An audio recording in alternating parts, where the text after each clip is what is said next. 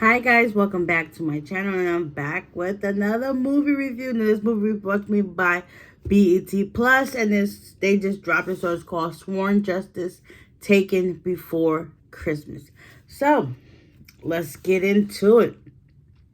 So it's starts off this girl, well, this woman named Sophie. She's a cop and she works at the Old Town precinct in Philly.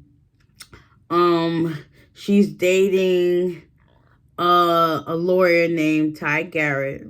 Jarrett. I don't know if he's her supervisor or he's the head person of her, like he's over her, but his name is Dave.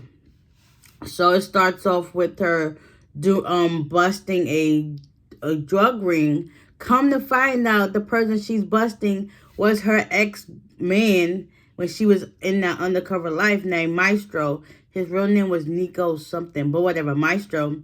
He orchestrated this whole thing, and they supposed to stop him.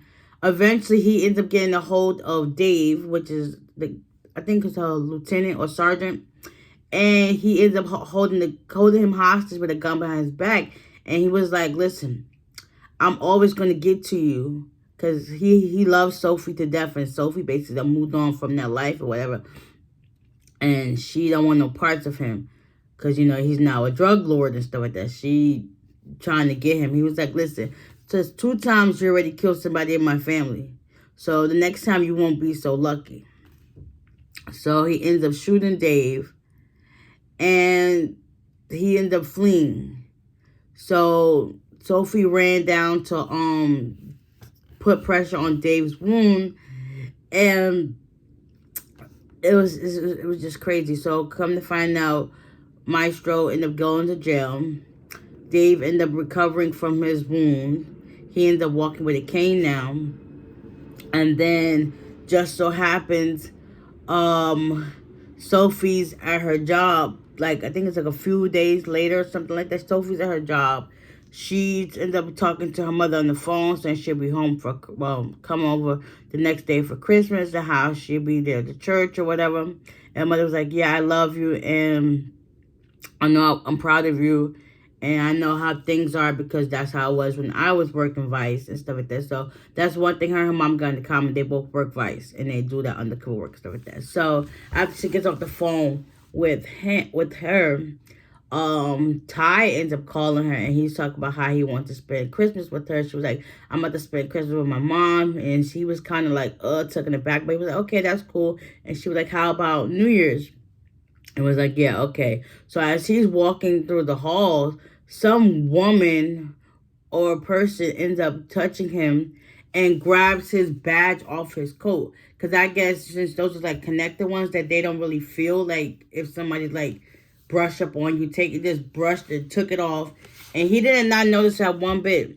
So after they get off the phone call, I'll probably say about 10, 15 minutes later, Sophie's at her desk working on her work, and her laptop started glitching, so she ended up taking it down to IT to see if we can fix it. And at that same moment, she ends up getting a phone call on her phone saying that Ty's been kidnapped, and he ends up showing her a picture, and what confirmed it was the badge.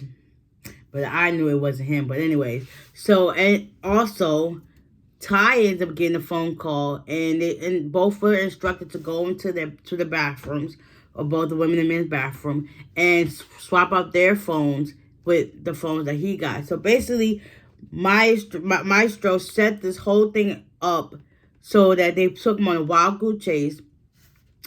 Both Sophie and Ty had to come out with $50,000.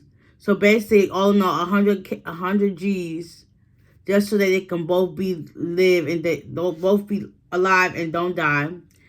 And it was crazy. They basically took them on a wild goose chase. Supposedly Ty was not kidnapped at first, but ended up being kidnapped. And then eventually, I guess, Sophie got this hunch to just follow everything through. She ended up following him at the City Hall building or whatever, and she unties him, and then they end up beating up the henchman that was set in place, and stole the Christmas truck, whatever. So, well, van. So eventually they had to fight their way out of their situations because they was just so crazy. And then let me see what else.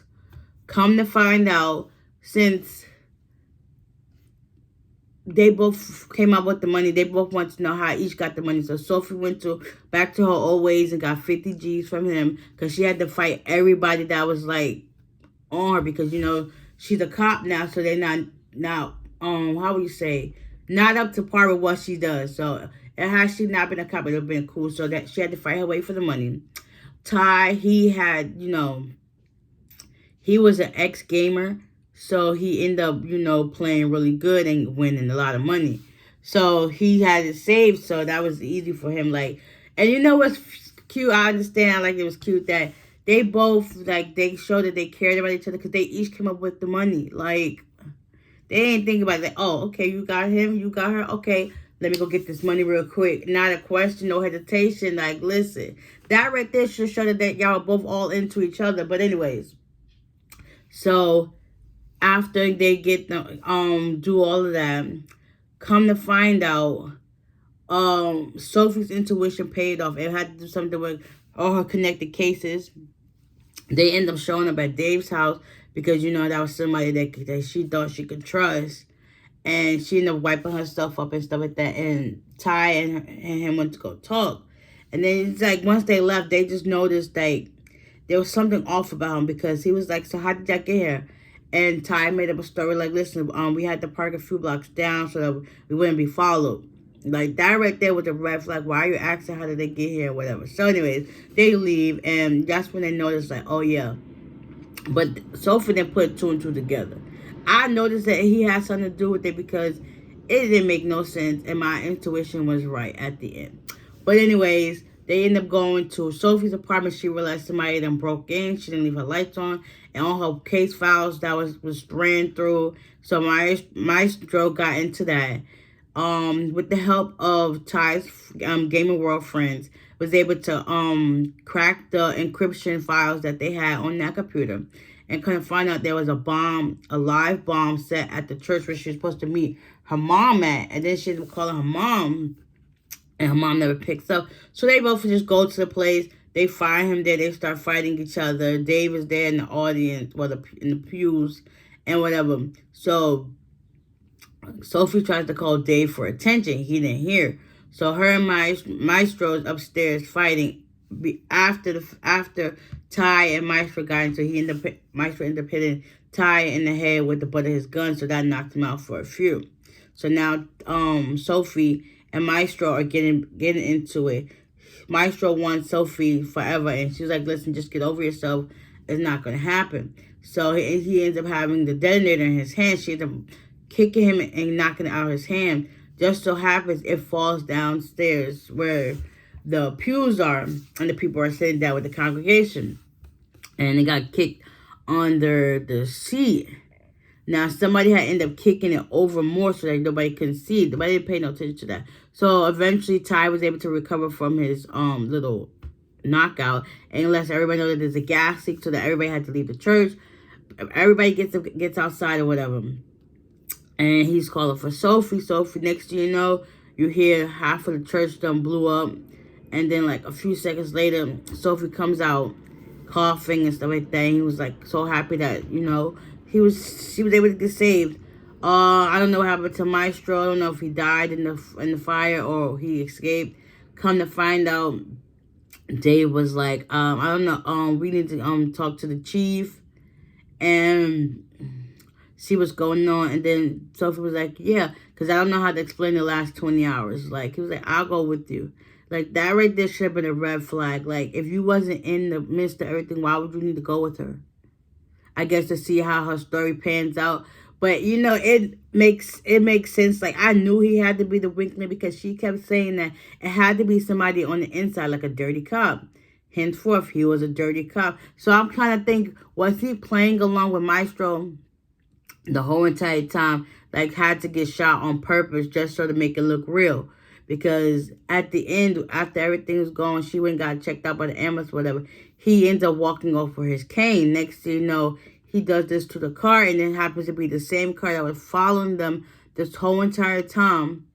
And he walked normal, like, you mean to tell me Dave was behind this whole time? Like, I kind of wish there was a part 2 to this, because that was definitely intriguing. And it's sad to say that Sophie didn't put 2 and 2 together. Like, what?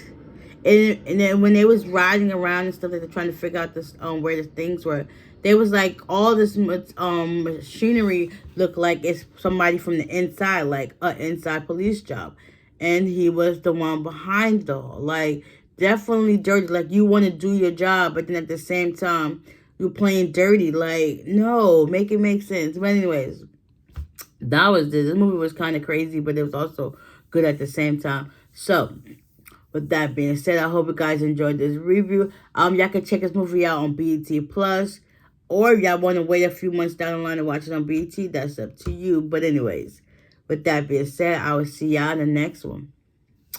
Bye.